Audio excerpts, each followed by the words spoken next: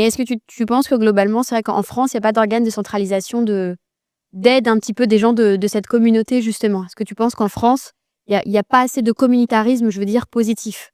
Alors, c'est pas du communautarisme. Moi, je fais la différence entre communautarisme et solidarité communautaire. Voilà, Pour moi, solidarité communautaire, voilà, c'est le bon terme. c'est 2 choses totalement Oui. différentes. Parce que le communautarisme, c'est le repli sur soi pour vivre un peu en Oui, communauté ça a une séparée. connotation négative, je suis d'accord Moi, avec je toi. veux pas qu'on vive de manière repliée sur nous-mêmes en communauté séparée. D'abord, on n'est pas comme ça.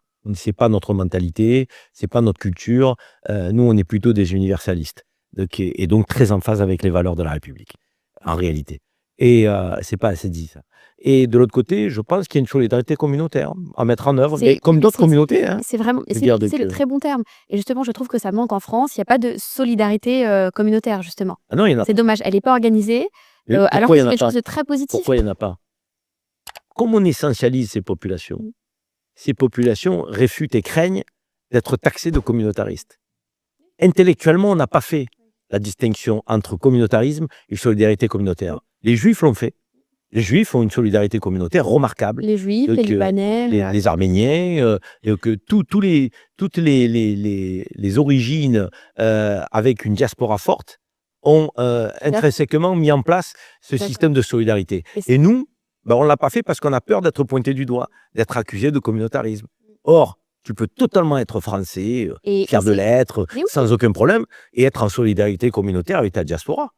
Et ta diaspora d'origine, mais ta diaspora continentale. Et là, puisque tu me tends la perche, nous allons créer une coordination des diasporas africaines à la rentrée de janvier. Donc, coordination des diasporas africaines qui va regrouper donc, tous les Français d'origine africaine, maghrébine et d'Afrique subsaharienne. Parce qu'on a le sentiment qu'il est important que nous puissions, faire fonctionner, encore une fois, un réseau de solidarité communautaire entre nous. Parce que ce sont ceux-là qui sont victimes de discrimination au faciès, au patronyme, à l'adresse. Ce sont ceux-là qui sont frappés par le plafond de verre qu'on évoquait tout à l'heure. Et si ces diasporas africaines se solidarisent un peu plus, s'entraident, peut-être qu'elle trouvera encore mieux sa place dans la société française. Et en plus, on va créer un pont avec notre continent d'origine qu'est l'Afrique. Parce que là aussi, il y a beaucoup à dire sur la relation entre la France et le continent africain.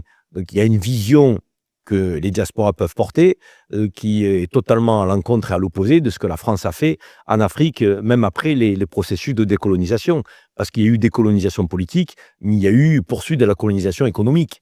Donc on ne va pas se raconter d'histoire, et même culturelle. Or, nous, diaspora africaine, Français d'origine africaine, on a envie de dire à la France, notre pays, considérez d'égal à égal le continent africain. Respectez-le.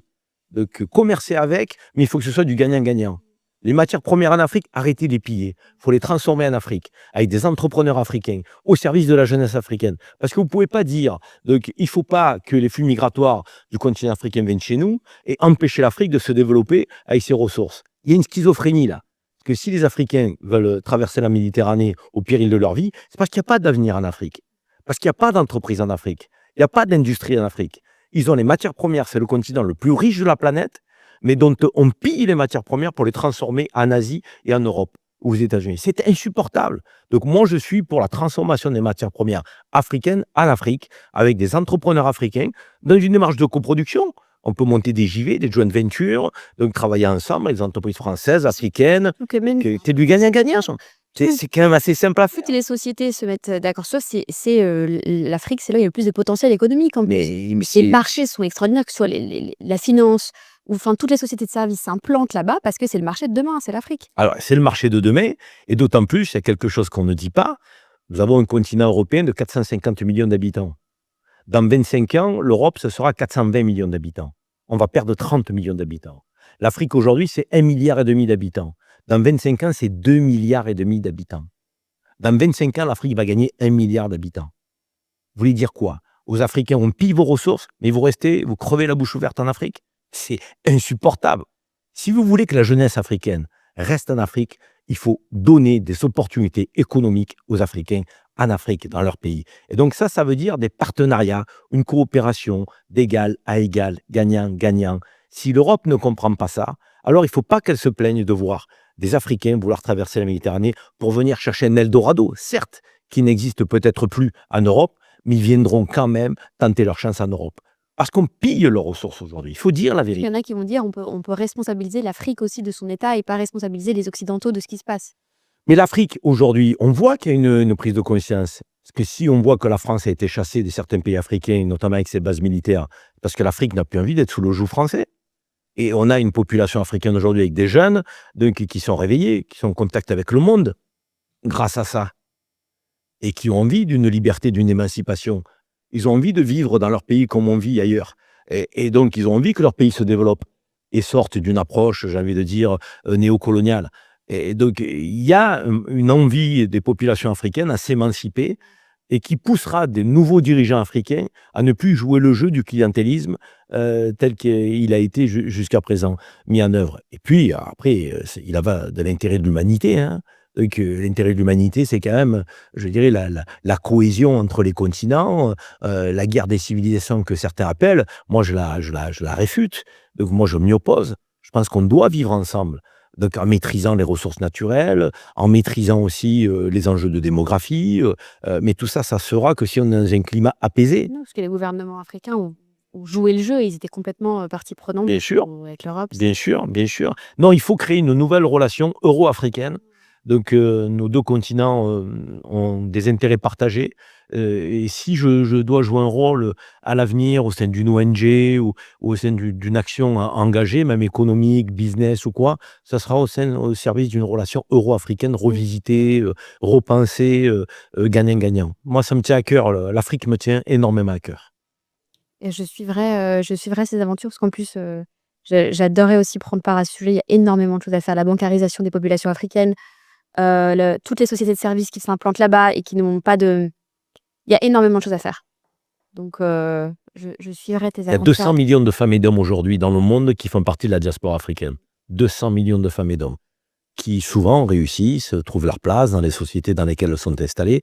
Et donc, et si ces 200 millions de femmes et d'hommes portaient un regard sur leur pays d'origine et apportaient un concours, une expérience, des compétences, une expertise, je pense que ça accélérerait le processus d'émancipation économique de l'Afrique.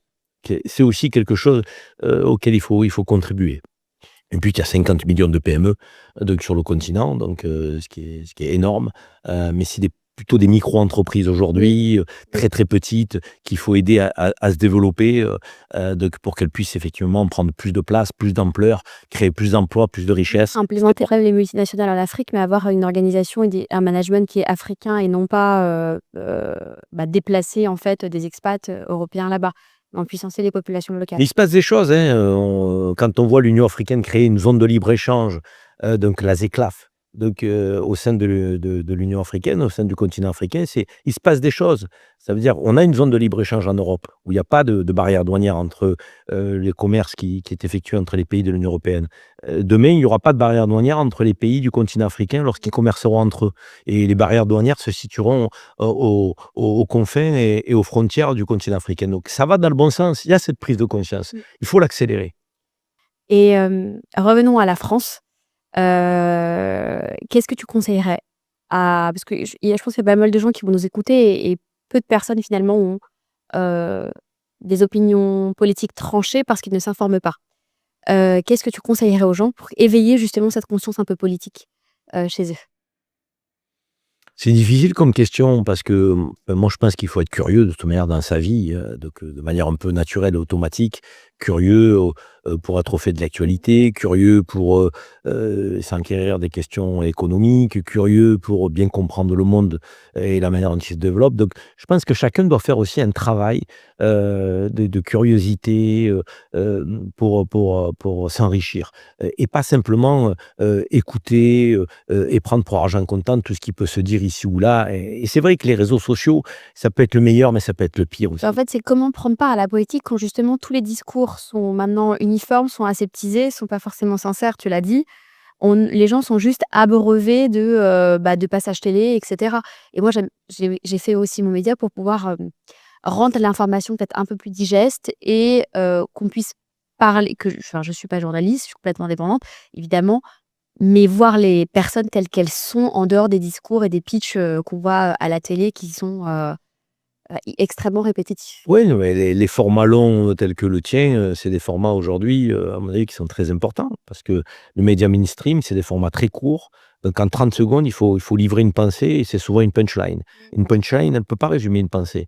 Un format long te permet de développer.